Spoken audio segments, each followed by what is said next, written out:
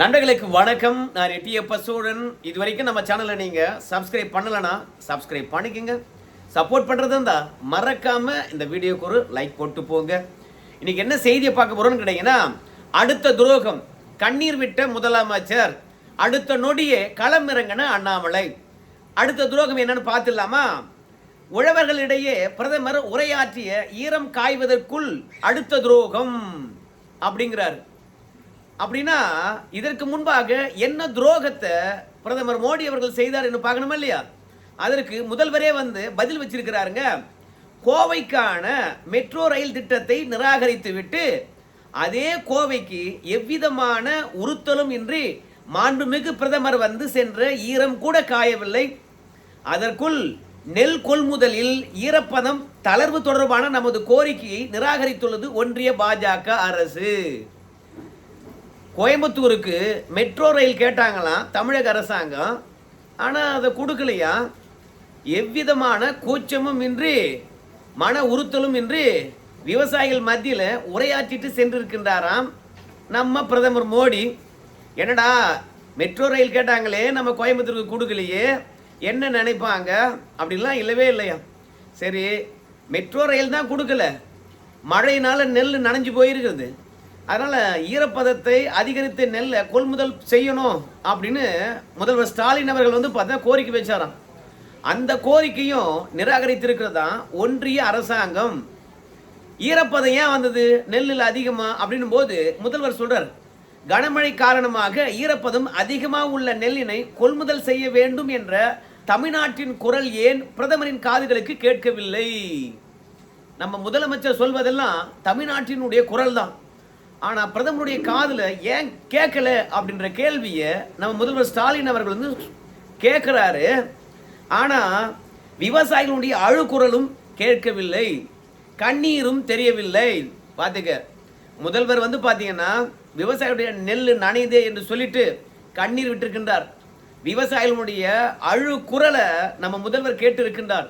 அதன் காரணமாகத்தான் மோடி அவர்களே நெல் நஞ்சு போச்சு, ஈரப்பதம் அதிகமாக இருக்குது, அதனால 17% 22% ஈரப்பதத்தை அதிகரித்து கொள்முதல் பண்ணணும், தயவு செய்து பண்ணுங்க அப்படின்னு கடிதம் எழுதினாராம் நம்முடைய மோடி அவர்கள் கோயம்புத்தூர் வருகின்ற தருணத்தில். ஆனால் நம்ம மோடி அவர்களுக்கு விவசாயிகளுடைய அழுக்குரலும் கேட்கல, அவங்க சிந்திக்கின்ற கண்ணீரும் பார்த்தீங்கன்னா தெரியலையாம். அதனால் மோடிக்கு இதெல்லாம் தெரியலையே, எங்கள் விவசாயிகள் பாதிப்படைகின்றார்களே என்று சொல்லிட்டு நம்ம முதல்வரை பொறுத்த வரைக்கும் கண்ணீர் சிந்துகின்றாராம். அது மட்டும் கிடையாது, கனமழையால் பாதிக்கப்பட்ட பயிர்களுக்கு கோரப்பட்ட நிவாரணமும் அளிக்காமல் ஈரப்பத அளவையும் அதிகரிக்காமல் இருப்பது விவசாயிகளுக்கு எந்த விதத்தில் நன்மை செய்யும் என்று நினைக்கின்றீர்கள்? கனமழையால் நெல் நஞ்சு போச்சு, ஈரப்பதத்தை அதிகரித்து நெல் கொள்முதல் பண்ணியிருக்கணும் இல்லையா?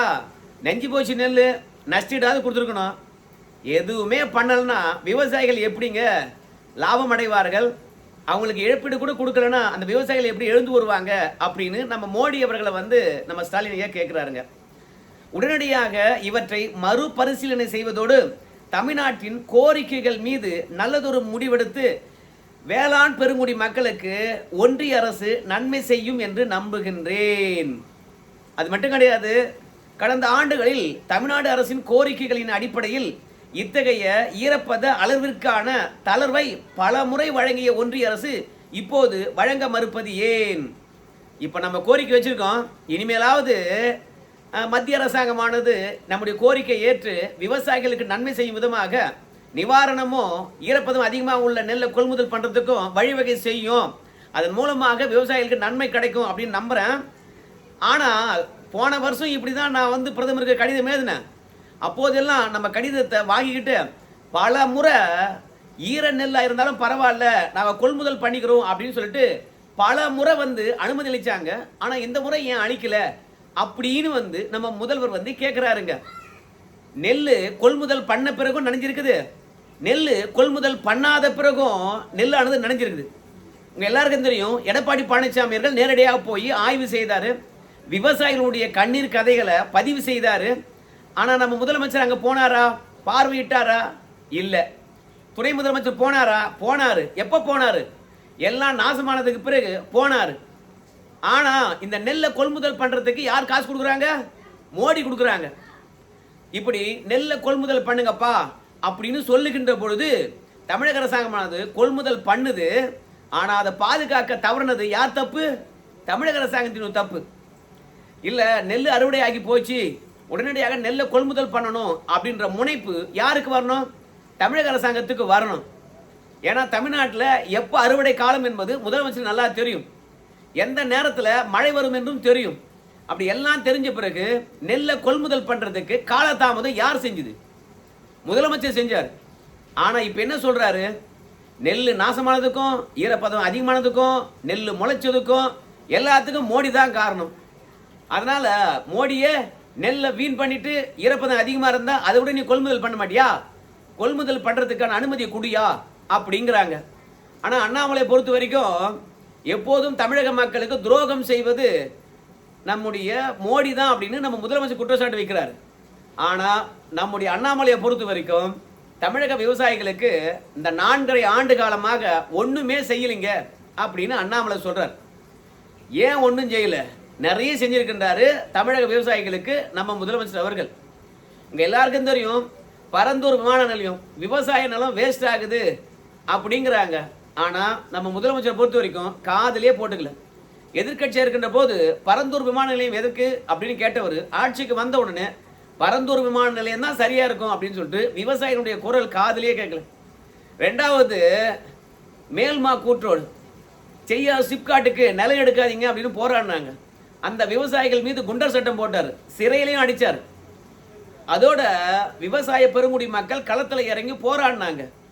அப்படி போராடின பிறகுதான் நம்ம முதலமைச்சரை பொறுத்த வரைக்கும் அந்த குண்டர் சட்டத்தை வாபஸ் வாங்கினார்.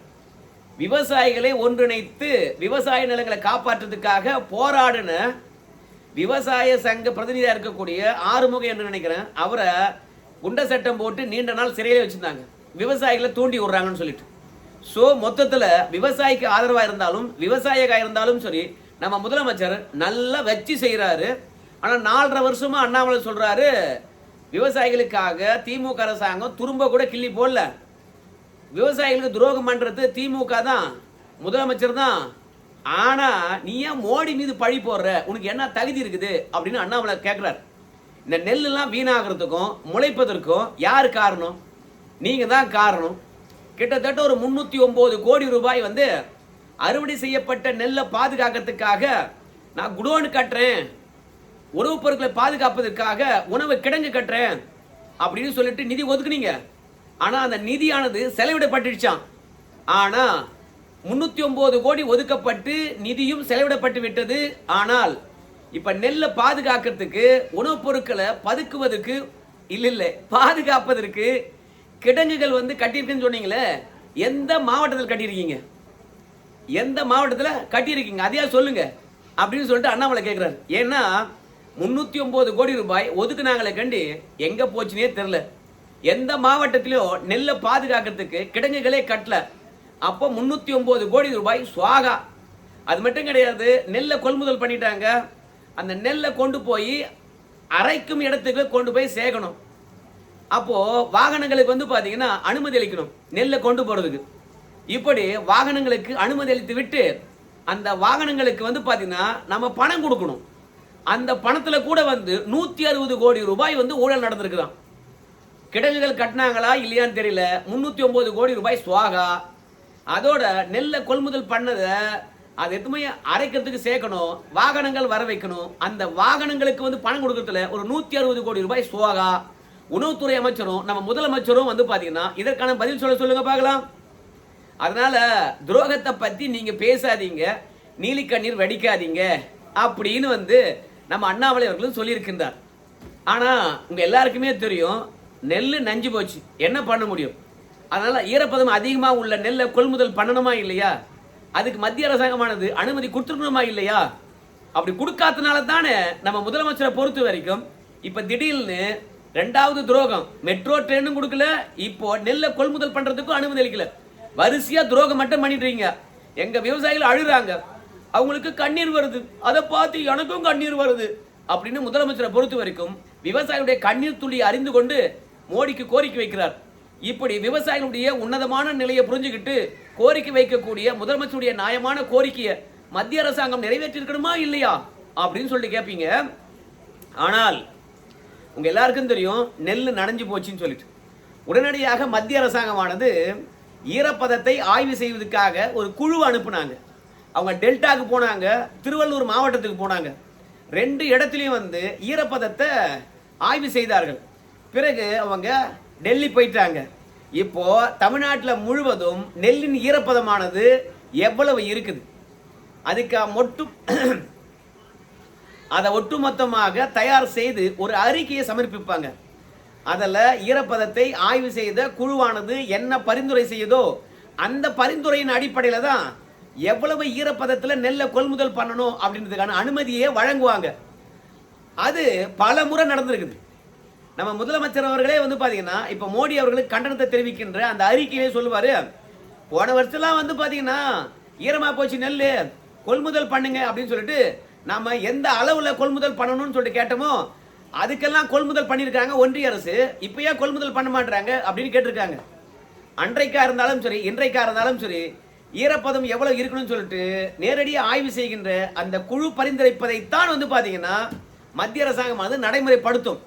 ஏன்னா ஒன்று ஈரப்பதம் அதிகமாக இருந்து நாம் குறைவான ஈரப்பதத்தில் வந்து பார்த்தீங்கன்னா நெல் கொள்முதல் பண்ணாலும் விவசாயிகள் பாதிப்படைவாங்க. அதே மாதிரி 22% அதிகமாக ஈரம் இருக்கின்ற நெல்லை நம்ம கொள்முதல் பண்ணாலும் நாம் எத்துமோய் வைக்கிறதுக்குள்ள மலிச்சிடும். அதனால ஒரு குவிண்டாலுக்கு 2390 ரூபாய் கொடுக்குறாரு நம்ம மோடி. நம்ம தமிழக அரசாங்கமானது 160 ரூபாய் மட்டும்தான் கொடுக்குது. அதனால யாருக்கு நஷ்டம் அதிகம்? மோடிக்கு தான் அதிகம். ஒவ்வொரு மூட்டைக்கும் 2000 ரூபாய்க்கு மேலே கொடுக்குறாரு மோடி. தமிழக அரசாங்கம் வெறும் 160 ரூபாய் தான் தருது. ஸோ அதனால பாதிப்பு என்பது மத்திய அரசாங்கத்துக்கு தான். அதிக பணம் வந்து பார்த்தீங்கன்னா செலவிடுறாங்க. அந்த பணத்துக்கு ஏற்ற நெல்லை நம்ம கொள்முதல் பண்ணணும். விவசாயம் பாதிப்படையக்கூடாது, அரசாங்கமும் பாதிப்படையக்கூடாது.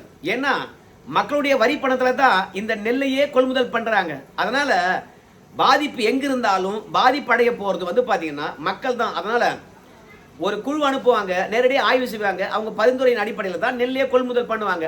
ஆனால் நம்ம முதலமைச்சரை பொறுத்த வரைக்கும் விவசாயிகளுக்கு எந்த விதமான கட்டமைப்பும் செய்யாம நெல்லையும் பாதுகாப்பதற்கான முயற்சி எடுக்காம ஏப்பா ஈர நெல்லை கொள்முதல் பண்ணக்கூடாது அப்படின்னு பழிய தூக்கி போறாரு. இதுக்கு பேரு துரோகமா.